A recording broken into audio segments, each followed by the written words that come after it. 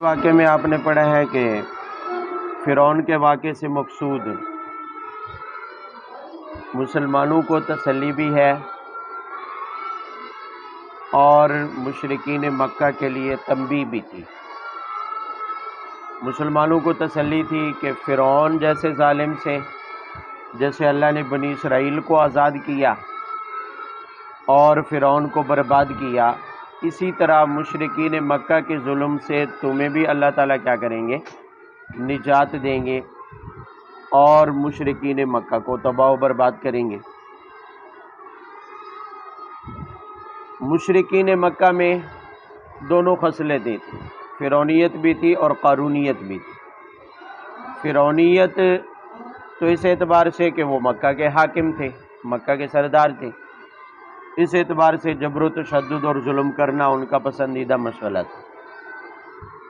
اور قارونیت اس وجہ سے کہ ان میں مال و دولت کی وجہ سے تکبر تھا، مال و دولت کی وجہ سے۔ اور قارون کا واقعہ بھی اسی لیے لایا گیا ہے، ایک تو مشرکین مکہ کو تنبیہ کرنے کے لیے کہ مال و دولت ایسی چیز نہیں ہے کہ بندہ اس کی وجہ سے اترائے اور غریب اور نادار کے اوپر کیا کرے؟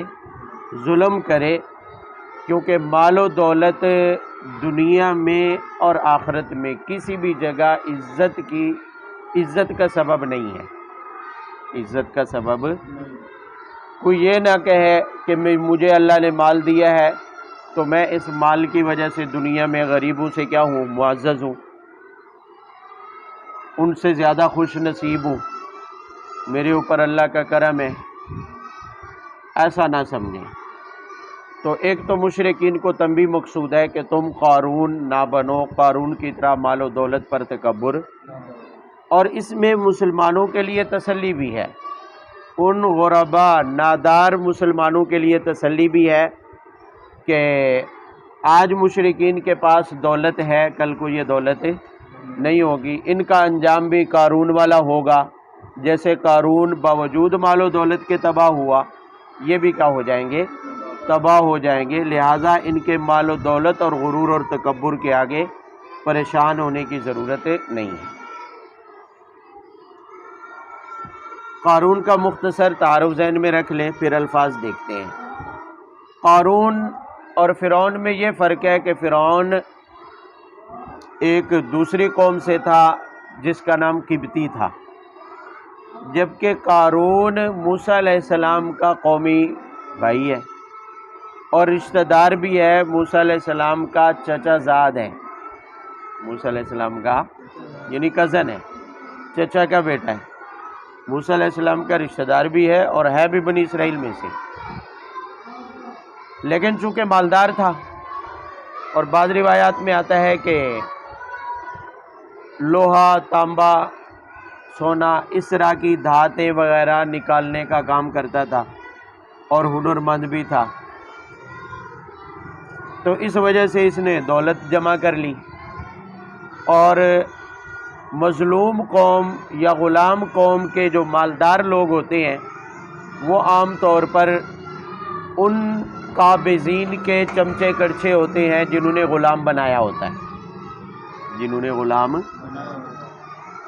جیسے ہمارے ہندوستان میں جب انگریز آیا تو آج جو دولت مند ہیں، آج جو چودھری ہیں، ملک ہے، خان ہے، اکثریت ہندوستانیوں کی بالخصوص پاکستانیوں کی جو زمیندار ہیں جنہیں جاگیریں دی ہوئی ہیں، یہ وہ لوگ ہیں جو اس زمانے میں انگریز کے پالچی تھے، انگریز کے نوکر تھے، انگریز نے خوش ہو کر انہیں جاگیریں دے دی، ان کے درمیان میں زمینیں کیا کر دی، کیونکہ یہ انگریز کے وفادار تھے۔ دو طبقے تھے جو انگریز کے وفادار، ایک تو ان کے نوکر تھے جنہیں جاگیریں دے کر گیا ہے، اور دوسرے جو ہندوستان کی بڑی بڑی گدیاں ہیں، درگاہیں، معروف مزار جو ہیں، ان کے جو گدی نشین اس زمانے کے پیر مرشد تھے وہ انگریز کے جاسوس تھے، وہ انگریز کے، کیونکہ ہندوستان میں انگریزوں کے خلاف تحریک آزادی چلانے میں ابتدا کرنے والے مولوی ہے، مولوی طبقہ ہے، مذہبی طبقہ ہے، کیونکہ جہاد کا عالم ہمیشہ مذہبی طبقے نے ایک مذہبی فریضہ ہے، تو مذہبی طبقے نے ہمیشہ اس کا علم بلند کیا ہے۔ تو تحریک آزادی میں چونکہ پیش مولوی تھا، ان کی جاسوسی کرنا عام آدمی کے لیے آسان نہیں تھا، لیکن مرشد پیر و بزرگ بنے ہوئے مولوی ٹائپ لوگوں کے لیے جاسوسیاں کرنا کیا تھا؟ آسان تھا۔ تو انہوں نے اپنی گدیاں بچانے کے لیے، اپنی درگاہیں بچانے کے لیے مولویوں کی جاسوسیاں کی۔ تحریک آزادی میں جو عام لوگ بھی شریک تھے، مولوی تھے، سب کی جاسوسیاں کی، اور اس کے صلے میں انگریز نے انہیں بھی جاگیریں عطا کی۔ آج بھی بڑی بڑی درگاہوں کے نام پر کئی مربع، کئی ایکڑ زمینیں جو ہے ان کے نام ہیں، درگاہوں کے نام ہیں، بڑی بڑی آمدنیاں وہ کھاتے ہیں درگاہوں کے نام پر۔ تو یہ اسی طرح یہاں بھی صورتحال تھی کہ قارون چونکہ بنی اسرائیل کا دولت مند اور امیر آدمی تھا، اس لیے اس کی رسائی فرعون کے ساتھ تھی، اور فرعون کے حواریوں میں، درباریوں میں شمار ہوتا، اور اوپر سے بنی اسرائیل کے ساتھ، اور دل سے فرعون کے ساتھ۔ اور جب تک بنی اسرائیل غلام رہے، یہ فرعون کے دربار کا حصہ رہا، تو عادات بھی وہی فرعون والی، ظلم و ستم بھی وہی آقا والے، جو آقا کا مذہب ہوتا ہے وہی غلاموں کا مذہب ہوتا ہے، نوکروں کا مذہب ہوتا ہے۔ بھئی آقا کے بعد مظلوموں اور غریبوں کے اوپر اس کے جو چمچے کڑچھے پالشی ہوتے ہیں، نوکر ہوتے ہیں، وہ بھی آقا سمجھے جاتے ہیں۔ کسی چودھری کا نوکر بھی کہیں آ جائے نا تو وہ چودھراہٹ ہی جماتا ہے۔ کسی خان کا، ملک کا، سردار کا کوئی بھیجا ہوا نوکر بھی آ جائے تو وہ اسی طرح سے بات کرتا ہے جیسے کہ وہی چودھری ہو۔ تو اس میں بھی یہی اکڑ تھی، ایک تو دولت تھی، ایک تو دولت، اور دوسرا اوپر سے فرعون کے ساتھ تعلقات۔ ظاہر ہے فرعون کے ساتھ تعلقات کوئی چھوٹی موٹی بات نہیں ہے، آج کسی کے ایس ایچ او سے تعلقات ہو جائے تو وہ پھولا نہیں سماتا ہے۔ تو فرعون ہے جس کی آج تک دنیا مثال دیتی ہے فرعونیت کی، تو اس سے تعلقات تھے، تو وہ اپنی برادری کے اوپر بھی ظلم و ستم کرتا تھا قارون۔ اس کے واقعات میں جو سب سے بڑا مسئلہ اس کی تباہی کا ذریعہ بنا وہ یہ تھا کہ جب تورات نازل ہوئی تو اس میں زکوٰۃ کا حکم تھا۔ موسیٰ علیہ السلام نے اسے کہا بھی زکوٰۃ نکالو، اتنی بڑی دولت جمع کر رکھی ہے۔ اب اگرچہ بظاہر تو زکوٰۃ کا حصہ معمولی سا ہوتا ہے، لیکن اتنی بڑی دولت میں تو بڑا مال بنتا تھا۔ اس نے کہا جی مجھے کیا ضرورت ہے زکوٰۃ دینے کی، کسی کی ملکیت ہے، کسی کا حصہ ہے، میں نے تو اپنے فن اور اپنے ہنر اور علم کی بدولت یہ مال کمایا ہے، لہذا غریبوں کو ضرورت ہے تو کما لیں، خود کمائیں اور کھائیں، میں تو زکوٰۃ ادا نہیں کروں گا۔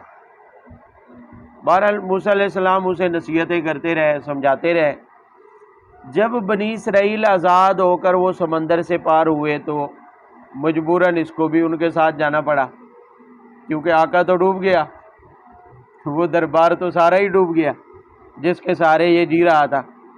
اب بنی اسرائیل کے ساتھ بظاہر تو یہ تھا چونکہ قوم کا تھا، لیکن منافقانہ طور پر یہ ایمان لایا، اندر سے یہ ایمان اپنا گروپ اس نے بنی اسرائیل میں جاری رکھا، منافقین کا گروپ۔ اب موسیٰ علیہ السلام اب یہ کسی نہ کسی لمحے کی تاڑ میں تھا، حسد میں مبتلا تھا کہ ہارون اور موسیٰ کی عزت ہے بنی اسرائیل میں اور مجھے کوئی پوچھتا ہی نہیں ہے، حالانکہ مال و دولت میرے پاس ہے، چودھری میں ہوں، وڈیرا میں ہوں، اور ان مولویوں کی جو ہے دو بھائی ہیں غریب اور لوگ عزت ان کی کرتے ہیں۔ انبیاء تھے، ان کی عزت کرنا تو لوگوں کے اوپر ذمہ تھا، پھر غلامی سے آزادی کا سبب بھی بنے۔ تو یہ حسد میں مبتلا ہوا اور اس تلاش میں رہا کہ کوئی موقع ملے اور موسیٰ علیہ السلام کے خلاف لوگوں کو بھڑکایا جائے۔ ایک دفعہ موسیٰ علیہ السلام جب تورات آئی تو موسیٰ علیہ السلام نے ترتیب بنائی، روزانہ کسی خاص وقت میں لوگوں کو تورات کے احکام پڑھ کر سنایا کرتے۔ اس نے کسی عورت کو تیار کیا جو بدکار تھی، اس کو بڑی دولت، پیسوں کا لالچ دیا، مال کا لالچ دیا، اور کہا کہ جب میں کہوں تو موسیٰ کے خلاف تم نے گواہی دینی ہے کہ نعوذ باللہ موسیٰ علیہ السلام نے تمہارے ساتھ بدکاری کی ہے۔ اب یہ تہمت لگانے کے لیے عورت کو اس نے تیار کیا۔ این اس ٹائم میں جب موسیٰ علیہ السلام تورات کے احکام لوگوں کو سنا رہے تھے اور احکام سناتے ہوئے زنا سے متعلق حکم آیا کہ شادی شدہ مرد و عورت اگر زنا کریں تو انہیں رجم کر دیا جائے، تو فوراً اس کے حواریوں میں سے کسی نے سوال کیا، قارون کے آدمیوں میں سے کسی نے سوال کیا کہ اے موسیٰ یہ بتاؤ، اگرچہ وہ تم ہی ہو، اگرچہ یہ گناہ تم سے ہو، پھر تمہاری بھی یہی سزا ہوگی؟ تو موسیٰ علیہ السلام نے کہا بالکل میں بھی، کسی کا کوئی فرق نہیں ہے۔ تو چونکہ اس نے عورت کو تیار کیا ہوا تھا، اشارہ کیا بول، تو وہ عورت بول پڑی اور موسیٰ علیہ السلام کے خلاف اس نے یہ بکواس کر دی، تہمت لگا دی۔ موسیٰ علیہ السلام افسوس بھی تھا اور غصہ بھی ہوئے، اور اسی دوران اس عورت کو حضرت موسیٰ علیہ السلام نے کہا کہ میں تجھے اللہ کی قسم دے کر کہتا ہوں کہ کیا واقعی ایسا ہے؟ کیا واقعی؟ اللہ نے اس عورت کو مرعوب کر دیا اور وہ ڈر گئی۔ جب اللہ کی قسم دی تو وہ عورت بول پڑی کہ نہیں، مجھے قارون نے پیسے دیے، حقیقت حال اس نے ساری بتا دی۔ تو موسیٰ علیہ السلام فوراً سجدے میں گرے، اللہ تعالیٰ کا شکر ادا کیا اور قارون کے خلاف بد دعا کی کہ یا اللہ اس کو برباد کر۔ تو اب موجود ہے پوری قوم اور قارون بھی سامنے موجود ہے، دعا قبول ہوئی اور وہی ہوئی کہ اے موسیٰ اس وقت زمین آپ کے حکم کے اختیار میں ہے، جو چاہو اسے حکم دو۔ موسیٰ علیہ السلام نے کہا اے زمین اسے نگل جا، قارون کو نگل جا۔ اللہ تعالیٰ نے دولت سمیت اسے زمین میں دنسانا شروع کر دیا، آہستہ آہستہ زمین نے نگلنا شروع کیا۔ پہلے تو لوگ سمجھے کہ کوئی جادو ہے، لیکن جب وہ گھٹنوں سے اوپر کمر تک دھنس گیا تو پھر لگا وہ گڑ گڑانے کہ موسیٰ مجھے معاف کر دو، کیونکہ موسیٰ علیہ السلام ایسی حالت میں تھے کہ معاف کرنے کے بالکل موڈ میں نہیں تھے، اور یہاں ایک ایسا بندہ تھا جو پہلے ہی سے اللہ کی دشمنی میں مبتلا تھا، اللہ کے احکامات کے ساتھ وہ پہلے سے ہی اس کی عداوت ظاہر کی۔ تو موسیٰ علیہ السلام نے اس کی کوئی بات نہ سنی، چنانچہ وہ پوری قوم کے سامنے زمین کے اندر دھس گیا اپنے مال و دولت سمیت۔ روایات میں آتا ہے کہ وہ قیامت تک اسی طرح زمین میں دھستا چلا جائے گا۔ ایک روایت میں آتا ہے کہ روزانہ وہ اپنی قد کے برابر زمین کے نیچے دھنستا ہے، اور جب قیامت قائم ہوگی تو وہ تحت الثری، جو زمین سے سب سے نیچے حصہ ہے، اس سے پار نکل چکا ہوگا، یعنی تمام زمینوں کے نیچے وہ دھنس چکا ہوگا۔ یہ اس پر اللہ تعالیٰ کا عذاب آیا۔ یہ اس کا میں نے مختصر موٹا تعارف بتایا، لیکن اس رکوع کے اندر اس کے حوالے سے دو چار واقعات خصوصی طور پر بیان کیے گئے۔ تو یہ واقعہ سنا کر ایک تو مشرکین مکہ کو تنبیہ کی ہے کہ تمہیں مال و دولت کے اوپر گھمانڈے، پیچھے انہوں نے کہا تھا نا کہ اگر ہم ایمان لے آئے تو عرب والے تو ہمارا سب کچھ چھین لیں گے، ہمیں تباہ و برباد کر دیں گے۔ اللہ تعالیٰ فرماتے ہیں کہ مال و دولت کے اوپر نہ رہو، یہ تو اللہ تعالیٰ بھی کسی وقت چھین سکتے ہیں، اللہ تعالیٰ بھی تم سے یہ مال و دولت واپس لے سکتے ہیں، اور اس کی بنیاد پر تمہارے غرور اور تکبر کو اللہ تعالیٰ برباد کر سکتے ہیں، جیسے قارون کے غرور کو اللہ تعالیٰ نے توڑا ہے۔ اور مسلمانوں کے لیے تسلی بھی ہے کہ اپنی غربت اور ناداری کے اوپر فکر مند نہ ہو، اس لیے کہ پیسہ کا عزت اور ذلت کے ساتھ کوئی تعلق، اصل عزت ایمان میں ہے، نیک اعمال کے اندر ہے۔ تمہارے اندر نیک اعمال اور ایمان ہے تو تم ہی دنیا میں معزز ہو، اور تمہارے مقابلے میں کوئی مالدار بھی آئے گا تو وہ بچے گا نہیں۔ ان قارون کان من قوم موسیٰ، پہلی آیت میں تو مختصر تعارف بتایا کہ قارون موسیٰ علیہ السلام کی قوم میں سے تھا، ان کا چچا زاد تھا۔ فبغى علیہم، اس نے لوگوں پر ظلم کیا، زیادتی کی، وآتیناہ من الکنوز، اور زیادتی کرنے کی وجہ کہ ہم نے ان کو خزانے دیے، خزانے بھی اتنے بڑے کہ بڑی طاقتور جماعت ان کی چابیاں اٹھاتی تھی۔ چابیاں، خزانے کتنے ہوں گے وہ تو اللہ بہتر جانتا ہے، لیکن ایک بڑی جماعت، اور وہ بھی طاقتور افراد اس نے نوکر رکھے ہوئے تھے جو اس کے خزانوں کی چابیاں اٹھاتے تھے۔ اتنا بڑا دولت مند، اور اللہ تعالیٰ نے قوم کے سامنے اس کو کیا کر دیا؟ غرق۔ اذ قال له قومه لا تفرح ان اللہ لا يحب الفرحین۔ آگے چند نصیحتیں ہیں جو قوم اور موسیٰ علیہ السلام کی طرف سے قارون کو کی گئی ہیں۔ پہلی نصیحت، قوم نے کہا کہ مال و دولت کی بنیاد پر نہ اتراؤ، اس لیے کہ اللہ تعالیٰ کو اترانے والا پسند نہیں ہے۔ اور دوسری نصیحت وابتغ فیما آتاک اللہ الدار الآخرہ، فرمایا کہ دوسری نصیحت قارون کو یہ کی گئی کہ اللہ نے جیسے تجھے دولت دی ہے، جیسے تجھے دولت ہے تو تیرے اوپر اللہ کا شکر ادا کرنا واجب ہے۔ اس دولت کے ذریعے تمہارے لیے موقع ہے کہ اللہ کی راہ میں خرچ کرو اور اس کے بدلے میں آخرت کا گھر خریدو، اس کے بدلے میں جنت کے مستحق بنو۔ اور وَلَا تَنْسَ نَصِيبَكَ مِنَ الدُّنْيَا، فرمایا کہ اپنی دنیا کے حصے کو نہ بھولو، دنیا کے حصے کو نہ بھولو، بلکہ اس دنیا کے مقابلے میں تم اپنی آخرت بناؤ، اس دولت کو خرچ کرو اللہ کی راہ میں۔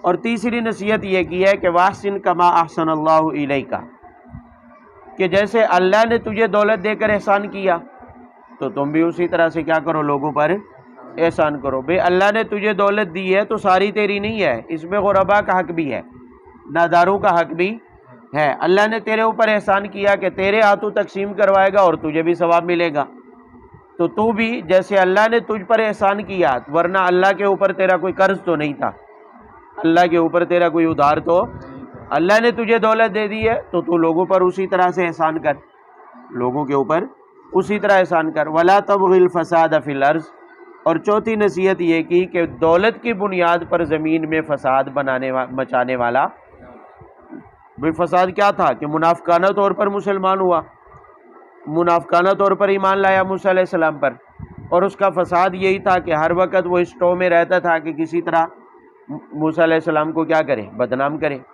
اور ان کی جگہ پر خود لوگوں کے اندر معزز بنے اور حاکم بن جائے، بنی اسرائیل کے اوپر حکومت کرے۔ قال انما اوتیتہ علی علم، یہ ان نصیحتوں کے جواب میں قارون نے جو کچھ کہا آگے آیت میں بتایا جا رہا ہے۔ وہ کہنے لگا یہ جو مجھے مال دیا گیا ہے علی علم عندی، یہ تو میرے اپنے علم کی وجہ سے ہے، میری اپنی محنت ہے، میری اپنی کمائی ہے۔ آج بھی بہت سارے لوگ کہتے ہیں نا، جب کہا جائے نا مدرسے کے لیے، غریبوں کے لیے زکوٰۃ کا کہا جائے تو کہتے ہیں جی ہم نے محنت کر کے کمایا ہے، کسی کا حصہ ہے۔ تو ایسے متکبر وہ بھی تھا کہ اعلیٰ علم عندی، یہ تو میں نے اپنے ہنر سے کمایا ہے، یہ تو میں نے اپنے، ورنہ دنیا میں کتنے ہنر مند ہیں جو ذلیل ہو جاتے ہیں، ایک ٹکا بھی نہیں ہوتا ہے ان کے پاس۔ بلکہ حقیقت یہ ہے کہ جو صاحب علم ہوتے ہیں وہی نادار اور غریب ہوتے ہیں، جن کے پاس زیادہ عقل ہوتی ہے، جن کے پاس ذہانت ہوتی ہے، علم ہوتا ہے، وہ نادار اور غریب ہوتے ہیں۔ بھئی وہ پڑھانے والا پروفیسر جو ساری زندگی یہی معاشی مسائل پڑھاتا ہے، یہی فلسفہ پڑھاتا ہے، وہ 50-60 ہزار کی تنخواہ پر ساری زندگی گزار دیتا ہے، اور وہ نکھٹو جو اس کے پاس فیل ہو جاتے ہیں عقل سے پیدل، وہ بڑی بڑی کمپنیوں کے مالک بن جاتے ہیں، پوری دنیا میں ان کا کاروبار پھیل جاتا ہے۔ آپ کے ذہن میں کیا ہے کہ زرداری مرداری یہ عقل میں، ذہانت میں سب سے بڑھ کر ہے؟ علم ان کے پاس زیادہ ہے یا معیشت انہوں نے زیادہ پڑھی ہے؟ اگر زیادہ پڑھی ہوتی تو ملک نہ سدھرا ہوتا ہے ان کے معاشی فیصلوں کی وجہ سے، ملک کا بیڑا غرق کیا ہے انہوں نے۔ لیکن بہت سے اپنے ارد گرد دیکھ لے، جو بے عقل اور نکھٹو ہوں گے، پڑھنے میں پرلے درجے کے کند ذہن ہوں گے، وہی مالدار ہیں، انہی کو اللہ نے مال دیا ہے۔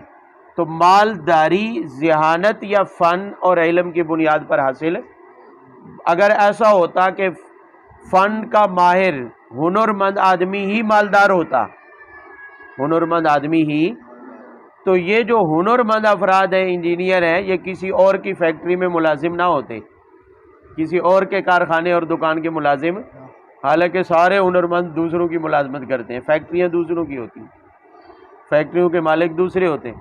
حتیٰ کہ چھوٹی سی مثال ہے، موٹر سائیکل بنانے والا مستری بھی دوسرے کی دکان پر جا کر کام کرتا ہے، کرائے کی دکان لے کر اس کے اوپر کیا ہے، کام کرتا ہے، حالانکہ اس کے پاس ہنر ہے، لیکن اسپیئر پارٹ کی دکان بھی وہ نہیں لگا سکتا ہے، اتنا بھی اسے کے پاس اوقات نہیں ہوتی۔ تو وہ کہہ رہا ہے کہ مجھے جو ملا ہے میرے ہنر کی وجہ سے ملا ہے، حالانکہ مال کسی کو مل جانا اور دولت کا مل جانا نہ یہ ہنر کا نتیجہ ہے نہ محنت کا نتیجہ ہے۔ محنت اور ہنر تو ظاہری اسباب ہیں، ظاہری۔ اللہ تعالیٰ تو ایسوں کو بھی دے دیتا ہے جن کے پاس نہ ہنر ہوتا ہے، نہ محنت ہوتی ہے، نہ عقل ہوتی ہے، کچھ بھی نہیں ہوتا، پھر بھی اللہ تعالیٰ انہیں مال دے دیتا ہے، ان سے سنبھالا ہی نہیں جاتا ہے۔ وہ خرچ کرتے کرتے تھک جاتے ہیں۔ تو بہرحال اس نے کہا کہ یہ تو مجھے میرے فن، ہنر اور علم کی وجہ سے ملا ہے، لہذا کسی کو میں زکوٰۃ نہیں دوں گا۔ اولم یعلم ان اللہ قد اہلک من قبلہ من القرون من هو اشد منہ قوۃ واکثر جمعا۔ آگے دو باتیں اس کے اس دعوے کے جواب میں کہ میں زکوٰۃ نہیں دوں گا، یہ میری اپنی کمائی ہے، میری محنت کا پھل ہے، میں کسی کے ساتھ شیئر نہیں کروں گا، تقسیم نہیں کروں گا۔ پہلا جواب دیا جا رہا ہے کہ اللہ تعالیٰ فرماتے ہیں کہ وہ اس بات کو بھول گیا کہ اس سے پہلے بھی بہت سارے لوگ جو دولت مند بھی زیادہ تھے، ان کے لشکر بھی اس سے کیا تھے؟ زیادہ تھے، ان کے پاس مال و دولت بھی زیادہ تھی، طاقت میں بھی اس سے زیادہ تھے، اللہ نے ان کو تباہ و برباد کر دیا ہے، تو اسے دولت کی وجہ سے مال چھوڑ دیا جائے گا، یہ اس کی خام خیالی ہے کہ محض دولت کی وجہ سے۔ انجام کار دنیا میں بھی دولت مند تباہ ہوتا ہے، دنیا میں بھی ذلیل ہوتا ہے۔ دنیا اور دنیا کی دولت کسی آدمی کو عزت نہیں دلا سکتی ہے، کسی کو دنیا میں بھی نجات ہے، آخرت میں تو ہے ہی نہیں، مال کی بنیاد پر آخرت میں تو کوئی نجات ہے۔ دنیا میں بھی اگر وہ ہٹ درمی سے پیش آئے گا اور اللہ کے احکامات کے خلاف کھڑا ہوگا تو اللہ تعالیٰ دنیا میں بھی اس کی دولت کے ہوتے ہوئے بھی اسے پکڑ لیتے ہیں۔ تو فرمایا قارون کے پیچھے تو بہت ساری مثالیں موجود تھیں، نمرود گزرا، قوم عاد گزری، قوم سمود، ان کی تباہیاں اس کے سامنے تھی، لیکن اس نے ان سے سبق حاصل نہیں کیا۔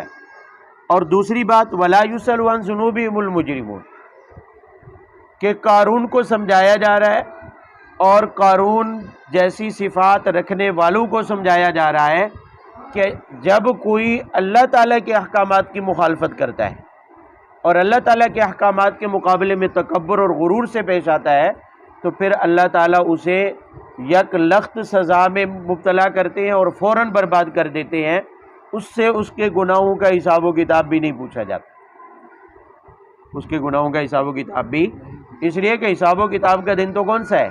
قیامت کا ہے۔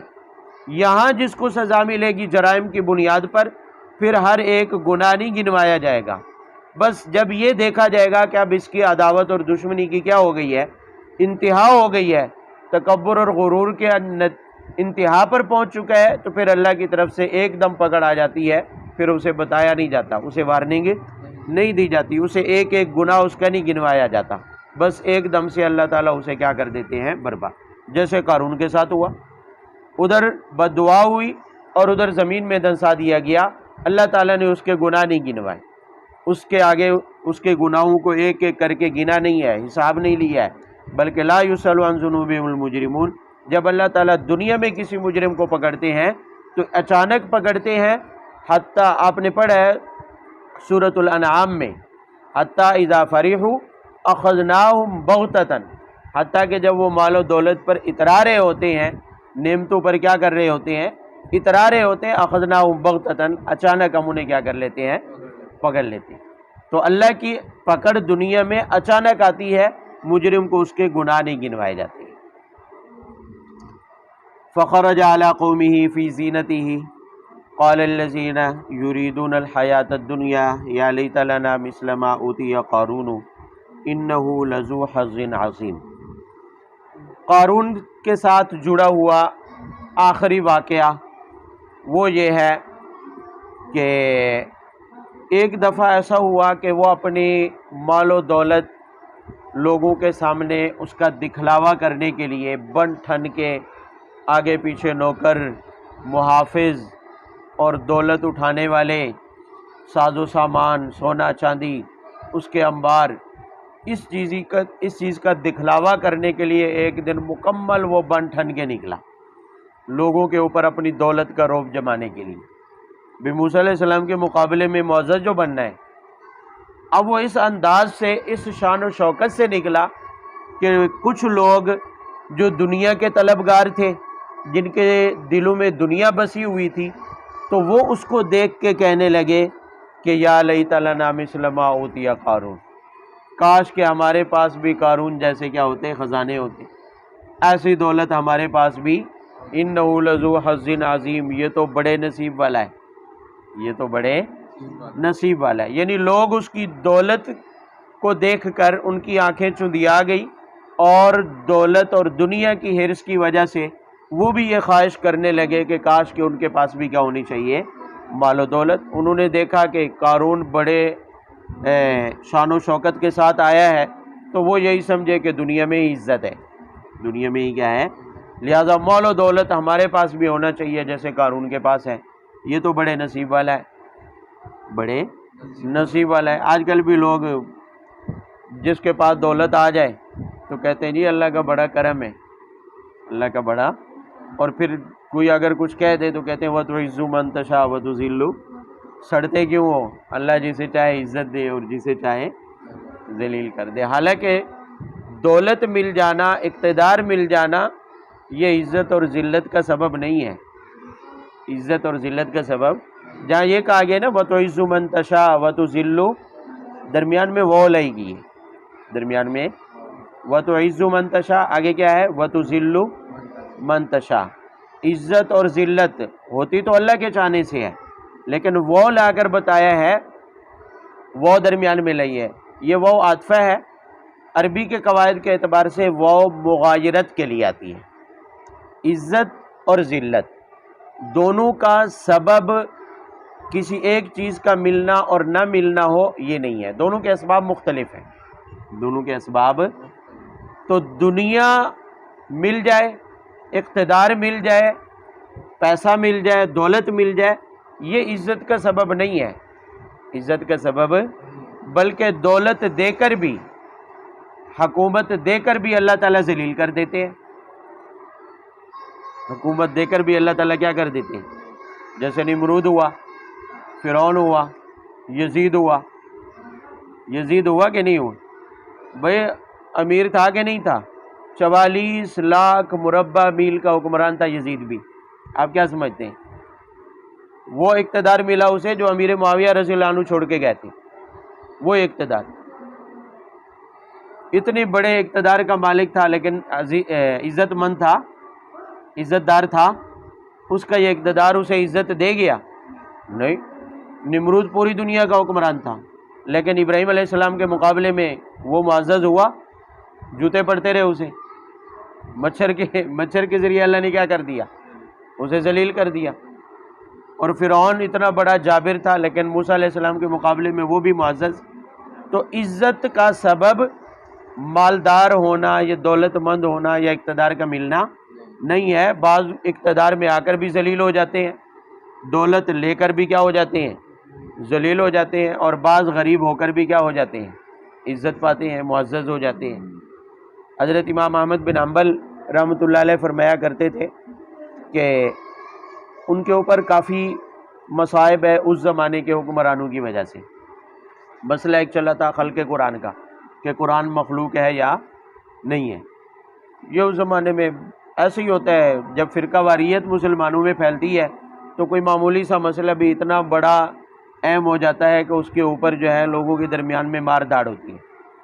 اب امام احمد بن حنبل رحمۃ اللہ علیہ خاص اہل سنت والجماعت کے بڑے ائمہ میں سے ہیں، محدثین میں سے ہیں، ان کا مسلک صاف ستھرا تھا، لیکن وقت کا حاکم گمراہ ہو گیا اس عقیدے میں۔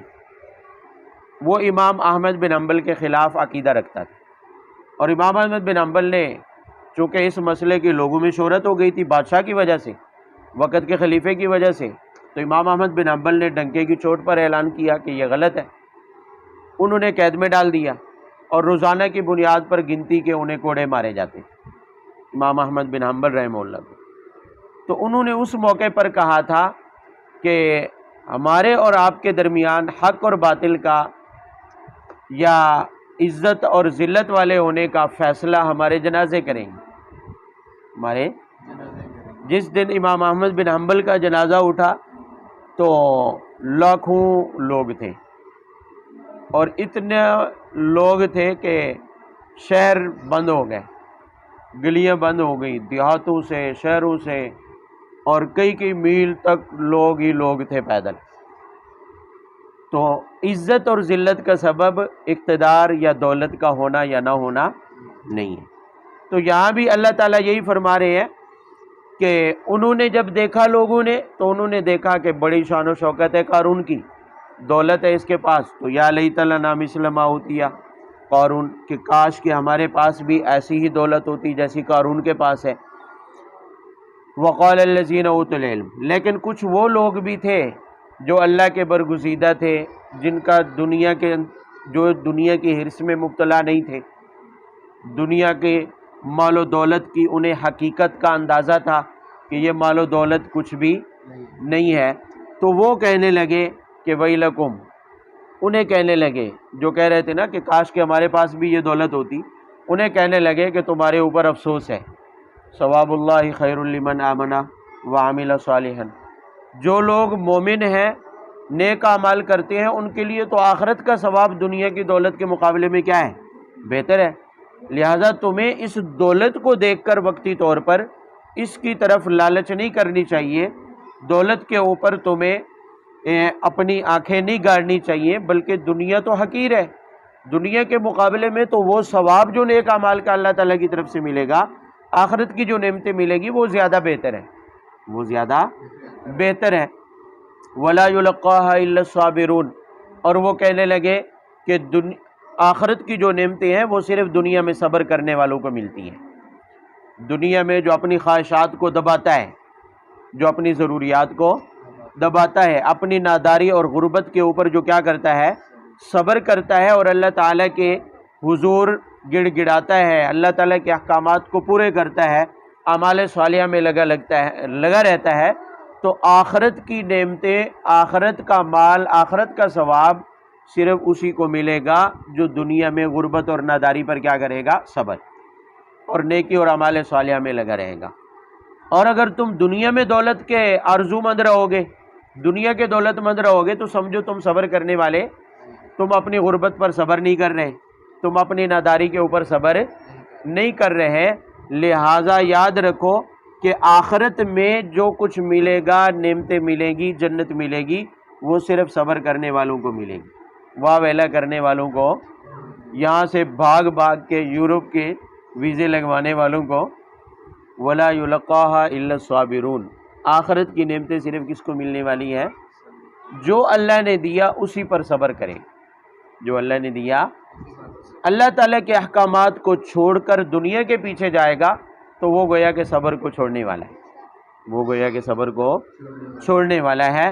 لہٰذا تم صبر کرو، جو اللہ نے تمہیں دیا اسی پر شکر گزار رہو، اور اللہ تعالیٰ کے احکامات کو سر انجام دیتے رہو، خیرون، یہی بہتر ہے۔ قارون کی دولت کو دیکھ کر تم دنیا کے لالچ میں نہ پڑو۔ یہ تو دو گروہ ہو گئے بنی اسرائیل کے، کچھ قارون کی دولت پر مر رہے ہیں اور کچھ انہیں کیا کر رہے ہیں؟ نصیحت۔ انجام کیا ہوا؟ اللہ تعالیٰ اس کا انجام دکھانا چاہتے تھے انہی دو گروہوں کو، بنی اسرائیل کے انہی دو گروہوں کو، ادھر صبر کرنے والے اور ادھر صبر نہ کر سکنے والے، بلکہ اس کی دنیا کو دیکھ کر، دولت کو دیکھ کر للچانے والے۔ اللہ تعالیٰ ان دونوں کو دنیا میں دکھانا چاہتا تھا کہ یہ دولت جس کے پیچھے تم مر رہے ہو اور للچا رہے ہو، للچائی ہوئی نظروں سے دیکھ رہے ہو، اس کا انجام اپنی آنکھوں سے دیکھیں۔ کیسے دکھایا؟ کہ فَخَسَفْنَا بِهِ وَبِدَارِهِ الْأَرْضَ، کہ اللہ نے اسے اس کے مال و دولت اور گھر سمیت زمین میں کیا کر دیا؟ دھنسا دیا، مال و دولت سمیت زمین میں کیا کر دیا۔ اب اس کے بعد دو ہی صورتیں ہو سکتی تھی کہ اس کی نمک کھانے والے افراد اس کا تعاون کرتے، اسے زمین میں دھنسنے سے بچا لیتے۔ اللہ تعالیٰ فرماتے ہیں مَا كَانَ لَهُ مِنْ فِئَةٍ، ایسی کوئی بھی جماعت اس کے پاس نہیں تھی جو اللہ کے عذاب سے اسے بچاتی، جو اللہ کی پکڑ سے اسے، باوجود ہے کہ بڑا دولت مند تھا، پورے بنی اسرائیل کو خرید سکتا تھا، لیکن پورے بنی اسرائیل مل کر بھی اللہ تعالیٰ کے اس عذاب سے اسے بچا نہیں سکتے۔ اور فرمایا مَا كَانَ مِنَ الْمُنتَصِرِينَ، عام طور پر معزز لوگوں کے حمایتی زیادہ ہوتے ہیں، ان کے ساتھ محبت رکھنے والے زیادہ ہوتے ہیں، تو اللہ تعالیٰ فرماتے ہیں اس قارون کے ساتھ کوئی ایسا محبت رکھنے والا بھی نہیں تھا جو اس کا انتقام لے سکتا، اس لیے کہ اللہ سے کوئی انتقام بھی نہیں لے سکتا، اللہ سے کوئی انتقام بھی نہیں لے سکتا ہے۔ تو اللہ تعالیٰ فرماتے ہیں کہ دیکھو اس کی دولت کے ہوتے ہوئے، اس کی دولت کے، اس کے نوکروں کے ہوتے ہوئے، اس کے ملازمین اور اس کے محافظین کے ہوتے ہوئے بھی ہم نے اسے کیا کر دیا؟ زمین میں دھنسا دیا۔ نہ تو اس کی دولت اسے بچا سکی، نہ اس کا کوئی حمایتی اس کو بچا سکا۔ تو اس سے تم عبرت حاصل کرو۔ اب قارون کو دھنستا ہوا، قارون کو دولت کے باوجود زمین میں ذلیل ہوتا ہوا سب نے اپنی آنکھوں سے دیکھ لیا۔ وہ دونوں گروہ بھی دیکھ رہے تھے، وہ نصیحت کرنے والے اور دوسرے للچانے والے۔ تو جب صبح ہوئی تو ان لوگوں کی رائے بھی بدل چکی تھی جو کل قارون کی دولت کو دیکھ کر للچا رہے تھے اور خواہش کر رہے تھے کہ کاش ہم بھی قارون کی طرح کیا ہوتے؟ دولت مند ہوتے، ہمارے پاس بھی ایسا ہی مال ہوتا۔ ان کی بھی حالت بدل چکی تھی۔ جب صبح ہوئی تو وہ کہنے لگے وَإِكَأَنَّ اللَّهَ يَبْسُطُ الرِّزْقَ لِمَن يَشَاءُ۔ ہمیں تو سمجھ آ گئی، ہمیں تو سمجھ کیا کہ یہ سب اللہ تعالیٰ کا کھیل ہے، اللہ کی قدرت کا کھیل ہے۔ جس کو چاہے رزق کشادہ دے دے اور جس کو چاہے رزق میں کیا کر دے؟ تنگی کر دے۔ اس کا عزت اور ذلت کے ساتھ کوئی تعلق نہیں ہے۔ اگر ہوتا تو یہ قارون ہمارے سامنے دولت سمیت زمین میں نہ دھنستا۔ تو وہ کہنے لگے ہمیں یہ بات اچھی طرح سمجھ میں آ گئی ہے۔ آگے کہنے لگے لولا امن اللہ علینا لخسف بنا، کہ اللہ کا شکر ہے، اللہ کا کہ قارون جیسی دولت ہمیں نہیں دی اللہ نے۔ کل تو کہہ رہے تھے کہ یا لیت لنا مثل ما اوتیا، کاش کہ ہمارے پاس بھی ویسی ہی کیا ہوتی، اور آج کیا کہہ رہے ہیں؟ جب آپ انجام آنکھوں سے دیکھ لیا نا، ہم اس لیے دنیا پر مر رہے ہیں کیونکہ ہم نے دنیا کی بے وقتی کو آنکھوں سے، وہ تو قیامت والے دن معلوم ہوگی، اور اللہ نے ان پر کرم کیا چونکہ آنکھوں سے دنیا میں دکھا دیا، اس لیے وہ فوراً سمجھ گئے۔ کل والی جو ان کی حالت تھی دنیا کے اوپر مرنے والی، وہ فوراً بدل گئے، کلٹی مار گئے، کیونکہ دیکھا نا کہ دنیا کے باوجود بھی ذلیل ہو رہا ہے۔ تو کہنے لگے لولا امن اللہ علینا، اللہ کا احسان ہے ہمارے اوپر۔ اللہ کا کیا ہے؟ احسان ہے کہ ہمیں دولت نہیں دی، شکر ہے کہ ہمارے پاس دولت نہیں تھی، شکر ہے کہ ہمارے پاس، ورنہ ہم بھی اسی طرح دھنستے اس کے ساتھ، جیسے قارون دھنس گیا ہم بھی زمین میں کیا ہو جاتے؟ دھنس جاتے۔ تو اللہ کا احسان ہے کہ ہمیں دولت نہیں دی ہے، ہمیں دنیا، بس ہمیں نادار رکھا ہے، یہ اللہ کا احسان ہے۔ اللہ کا کیا ہے؟ یہ جو غریب آج اپنی غربت پر بیچارہ پریشان ہوتا ہے اور بعض اوقات ناشکری کے کلمات زبان سے نکل جاتے ہیں، قیامت والے دن اپنی دولت پر کیا کرے گا؟ شکر ادا کرے گا کہ شکر ہے اللہ نے اس وقت مجھے یہ دولت ہے، ورنہ آج جو حساب و کتاب دینے میں ذلیل ہو رہے ہیں، جب دیکھے گا نا قیامت والے دن مالداروں کو کہ حساب و کتاب دینے میں کیا ہو رہے ہیں؟ ذلیل ہو رہے ہیں، جو ذلت اٹھا رہے ہیں، تو اس کو دیکھ کر وہ شکر ادا کرے گا، شکر ہے اللہ نے مجھے دولت ہے۔ 2010 میں ہمارے علاقے میں سیلاب آیا تھا دریا سندھ میں، اور بہت ہی تباہ کن سیلاب تھا۔ تو اس زمانے میں کچھ عجیب و غریب واقعات پیش آئے۔ جو غریب تھے نا، جن کا مال اسباب تھوڑا ہوتا ہے، وہ تو بھاگ کے فوراً اونچی جگہوں پر چلے گئے، جان بھی بچی اور مال بھی۔ جو امیر تھے، کسی کی ٹرالی لوڈ پھنس گئی پانی کے اندر، کسی کا ٹرک اور ٹرالا لوڈ ہے وہ پانی میں پھنس گیا، کسی کی بھینسیں پانی کے اندر چلی گئی۔ ان کے عجیب و غریب، کسی کی کھڑی ہوئی فصلیں تباہ ہوئی لاکھوں کروڑوں کی، کسی کو دل کے اٹیک آنے لگے۔ غریب خوش تھے۔ جب سامان باہر نکال رہے تھے نا، ہمارے ایک دور کے رشتہ دار ہیں، پیٹی نہیں ہوتی سامان والی پیٹی اٹھا کے نا جب اس کے سر پہ رکھی نا، ہم اٹھوا رہے تھے سامان نکالنے کے لیے، تو وہ کافی بھاری تھی، تو وہ سر پہ اٹھا کے پتہ ہے کیا کہنے لگے؟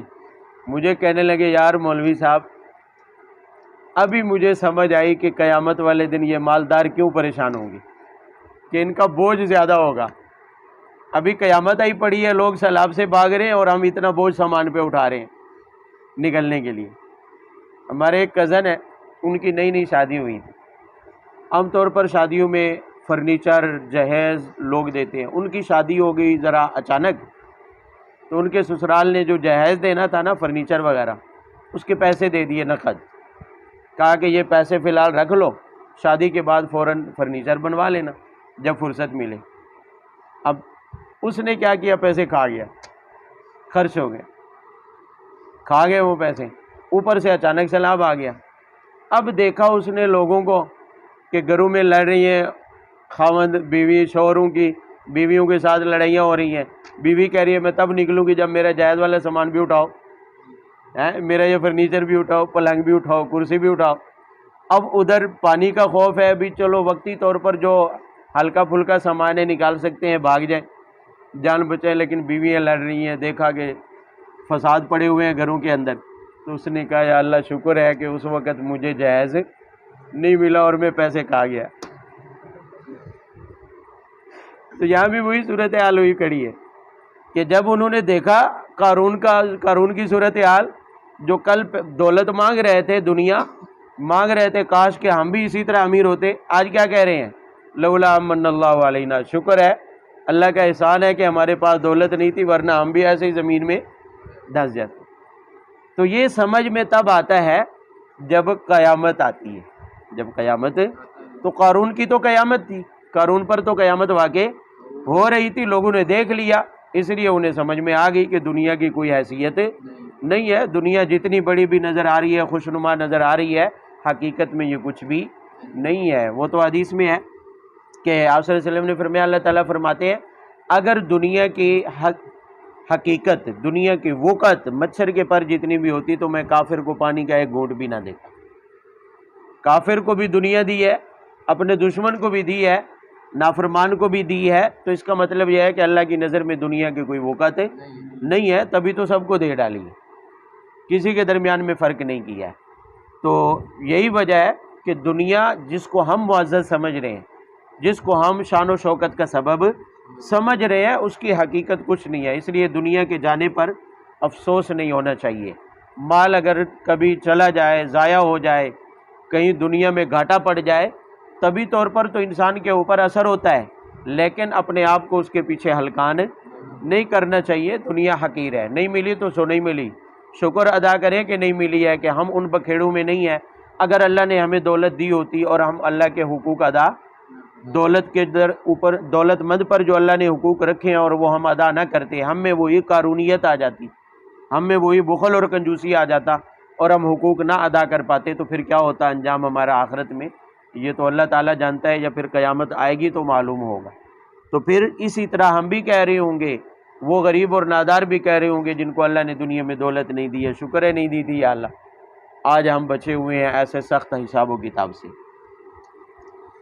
تلک الدار الآخرۃ نجعلها للذین لا یریدون علوا فی الارض ولا فسادا۔ او بھئی قرآن پاک ہمارے لیے ہے، یہ جو قرآن پاک میں واقعات سنائے جا رہے ہیں، بنی اسرائیلی تو بھگت چکے، قارون پر جو ہوا وہ تو ہو چکا، قارون کی جو حالت دیکھی تو انہوں نے دیکھ لی تھی، یہ ہمیں سنانا مقصود ہے، ہمیں، بھئی قرآن ہماری ہدایت کے لیے نا، قرآن ہماری رہنمائی کے لیے، تو یہ ہمیں سنانا مقصود ہے کہ تم دنیا کے پیچھے اس طرح نہ مرنا، تم دولت کے پیچھے اس طرح، آج ہم دولت کے پیچھے یہ حالت ہو گئی ہے۔ وہ کل میں نے واقعہ دیکھا ہے، اللہ معاف کرے، کہ بیٹے باپ کو مار رہے ہیں اپنے گھر کے اندر کھڑے ہوئے، اور بہو گالیاں دے رہی ہے، کس لیے؟ بھی 4 کنال زمین ہے، وہ ہمارے نام کیوں نہیں لگاتا؟ 4 کنال زمین ہے، باپ کی کمائی ہے، بیٹے اسے مار رہے ہیں کہ ہمارے نام لگا دو، ہمارے نام، باپ نام کروا کے بیٹوں کے اپنی زندگی میں ان کا محتاج ہوتا ہے، 1 روپے کا، 1 پیسے کا، اپنی دوائیوں کا بھی محتاج ہو جاتا ہے۔ یہ دنیا چیز ہی ایسی ہے کہ ظاہری زیب و زینت اور لش پش جیسے ان بنی اسرائیلیوں کو للچا رہی تھی، اسی وجہ سے آج ہم بھی کیا ہے، للچا رہے ہیں، اور سب کچھ دنیا کو سمجھ رہے ہیں، اللہ تعالیٰ کے احکامات کو دنیا کی وجہ سے چھوڑا جا رہا ہے۔ ہمارے نظر میں نماز کی کوئی اہمیت نہیں ہے، شریعت کے احکامات کی کوئی اہمیت، لیکن پیسہ کمانے کی کیا ہے، اہمیت ہے۔ بھئی نماز کیوں نہیں پڑھی؟ یار گاہک آ گئے تھے، گاہک آ گئے تھے، مصروف ہو گیا، اس وجہ سے چھوڑ دیے۔ اور بھئی نماز پڑھا کرو، کہتے ہیں جی یار مصروفیت اتنی ہوتی ہے، ٹائم نہیں ملتا ہے، یعنی نماز پڑھنے کے لیے ٹائم نہیں ہے، دنیا کی وجہ سے، دولت کی وجہ سے ٹائم نہیں ہے۔ بھئی دنیا کے کام ہے نا، دنیا ہی کی ہرس ہے، جن کو بہانہ بنا کر ہم دین سے کیا ہیں، دور ہے۔ سکول کی طرف ہمارا رجحان بھی اسی وجہ سے ہوتا ہے۔ آج ہی کی بات ہے، عصر کے بعد میں جا رہا ہوں پڑھانے کے لیے بچوں کو، چھوٹا بچہ ہے جس نے ناظرہ قرآن پاک 12-13 پارے پڑھے، بڑی محنت سے چھوٹی عمر کا ہے، کوئی ہوگا 5ویں کلاس میں اسکول کی۔ عصر کی جو ہی اذان ہوئی تو میں نے دیکھا کہ عصر کے بعد وہ پڑھتے ہیں، وہ اپنا بیگ پیچھے ڈال کے نا گھر سے مسجد کی مخالف گلی میں نکل رہا ہے۔ میں نے اس سے پوچھا، میں نے کہا اے مسجد نہیں آنا؟ کہتا استاد جی آج امی نے کہا اکیڈمی جانا ہے، اکیڈمی جانا ہے، اسکول کھل گیا ہے نا، ٹیوشن پڑھنے جانا۔ اب آپ بتائیں 24 گھنٹے انہیں اسکول کی پڑھی ہے، بچے نے آدھا قرآن پاک ناظرہ پڑھا ہوا ہے اور پورے 24 گھنٹے میں پونا گھنٹہ وہاں مسجد میں آتا ہے۔ سکول کیوں اہم ہے؟ اس لیے کہ ادھر دنیا کا لالچ ہے، دنیا نظر آ رہی ہے نا، اگر ملے نہ ملے وہ تو مقدر میں ہے، اللہ نے لکھی ہے ملے گی، نہیں لکھی تو نہیں ملے گی، لیکن ہمارے انتخاب اور ترجیحات کو دیکھ لیں کہ ہم اس چیز کو ترجیح دے رہے ہیں جہاں دنیا نظر آ رہی ہے، جہاں دولت دنیا کا فائدہ نظر آ رہا ہے تو وہ ہماری ترجیح ہے، لیکن اگر دینی فائدہ ہے اور آخرت کا فائدہ ہے تو وہ ہماری ترجیحات میں شامل۔ فارغ ٹائم میں بچہ فارغ ہوا تو چلو بھیج دیا، ابھی ہمارا سر نہ کھائے، مسجد بھیج دیں، قاری صاحب کے پاس چلے۔